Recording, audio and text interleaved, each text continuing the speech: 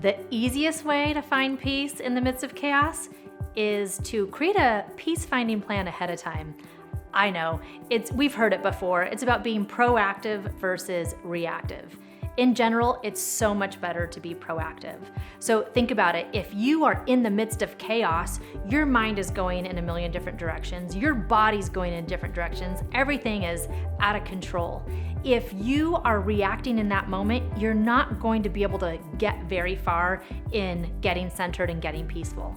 But if you already know what to do ahead of time so that your body's going, oh, I'm feeling like I'm in the midst of chaos. Here's what I'm gonna do to get myself out of it. Then, as they say, an ounce of prevention is worth a pound of the cure. So this just means that we're going to try to consider the situations before they arise to make sure that you are prepared for them. So in this video today, I'm going to help you plan for peace, and I'm going to give you my secret tool for making it easy. So my first question to you is, what brings you back to center? Sometimes when we're in that midst of chaos and everything's going crazy, I feel like I want to hear a record player go, you know, like that scratching. Did you like that? That scratching on the record player to just get everything to stop. So I'm going to ask you now, what brings you back to center when you are having that time to be able to calm the chaos? Sometimes it's exercise. Maybe you're one of those people that just like wants to go for a jog or lift weights or whatever you exercise people do. Maybe it's prayer or meditation. You just need to take some time to get zen and feel your own self present in your body.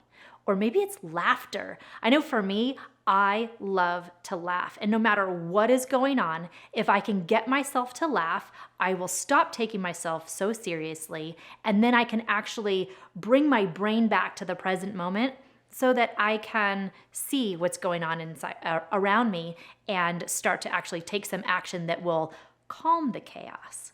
So you know what brings you back to center. Now, number 2, compile those resources for easy access. So if you love exercise, how can you get access to a way to exercise? Maybe you can't always hit the gym, but there's always going to be something you can do where you're at with that tool. Prayer, meditation, there's always going to be somewhere you can go. You might have to cover your ears, but there's always going to be somewhere you can go to be able to utilize that resource. For me, since I love to laugh, my tool, my resource is actually using Pinterest.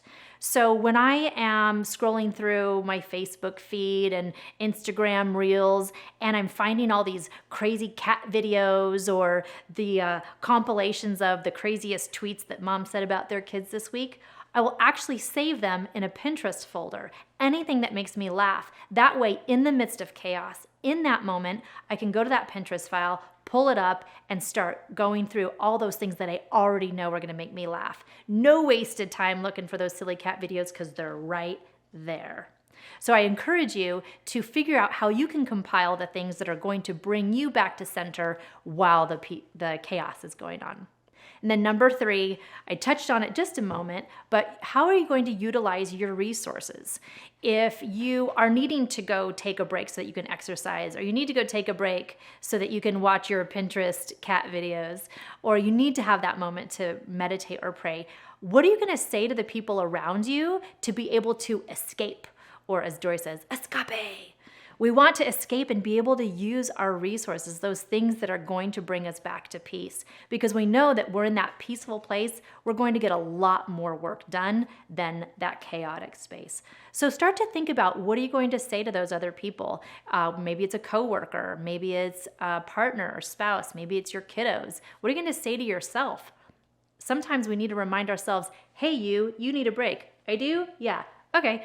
Whatever it is, figure out what you're going to say to those people to excuse yourself in that moment of chaos so that you can escape and go take care of you. The 4th thing that I want to share with you is this thing called setting intentions. It's one of my most favorite tools because it's something that we can use proactively on a daily basis, in a portion of the day basis, and it's something that needs to be backed by action. Otherwise, it's not going to work. So When it comes to setting intentions, what I love to do is if I know I'm going to be going into a chaotic situation, I like to imagine what that environment could look like. Today I'm in a recording studio making these videos for you. So knowing that I was going to be my outgoing personality and communicating with other people and dealing with technical stuff, I thought, what do I want this to feel like ahead of time? What do I want it to look like? So I actually set an intention about having everything being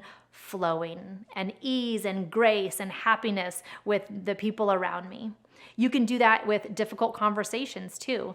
When I've had a difficult conversation with a loved one, I knew that their go-to reaction is going to be angry or something that I didn't want to be with. So I put the intention out there. I took that conversation and wrapped it in a bubble.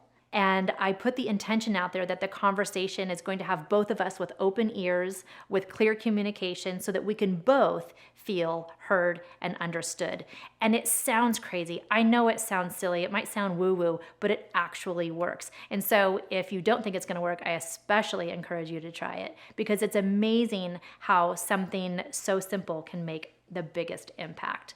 And then again, everything needs to be backed by action. So how are you going to show up as your cool, calm, collected self so that everything can be peaceful, so that everything can be free-flowing? And now for my most favorite tool. We talked about how to be preventative, but we haven't really talked about what you can do in the moment. So I'm going to share with you a story that happened between me and one of my younger sons when he was in the midst of chaos, and as they say, it was all breaking loose. So he was outside playing with his friends, and they weren't being nice. They weren't being fair. All of the things that were agitating to him. He came in the house crying, screaming, in a rage, in all of his chaos. He was like a little Tasmanian devil. So what I did with him is, number one, I let him say all of those things, but I did it while using my most favorite tool, which is actually called EFT, or tapping. EFT stands for Emotional Freedom Techniques. I'll go through that in another video and teach you how to do it and answer all of your questions there. But for this story, what I wanted to share with you is that allowing him to express all of that chaos that was coming up while doing this tapping with him allowed me to stay calm as the mom and to not get in a mode where I needed to solve the problem or tell him to stop, tell him to quiet down. But I allowed him to be fully in his chaos.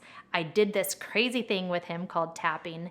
And what happens is when we're in this moment of chaos, we're allowed to let it all go. We partner it with something like EFT. What happens is at the end of all of this garbage, this chaos being thrown up, something beautiful happens, which is a big, deep breath. And that's really what we're going for. In any moment of chaos, what can you do to get yourself to that place where you can take that big, deep breath? For him, it was allowing him to rant and rave about someone did this and someone did that, and it's not fair, and why did he, blah, blah, blah. And here's the most beautiful part about it, is when you are able to let somebody move through the chaos, whether it's someone you love or yourself, you move through that chaos, you take that deep breath. When you go back out there, when you put yourself back out into the world, you are a more peaceful version of yourself. And the situations, the chaos that comes at you after that, it's gonna, like they say, roll off you like water off a duck's back. It's not going to stick to you because you will have flushed all of that chaos. You will have cleansed it all. So to recap, number one, what brings you back to center? Be proactive. What is that thing that you're going to do for yourself in the midst of chaos to bring you back to you? Number two, compile all of those resources. There are so many free things available out there, including Pinterest, which is one of my favorites. Save those crazy cat videos. Number three, figure out how you're going to utilize those resources. What are you going to say to the people to allow yourself to be removed from the chaos so that you can find that peace?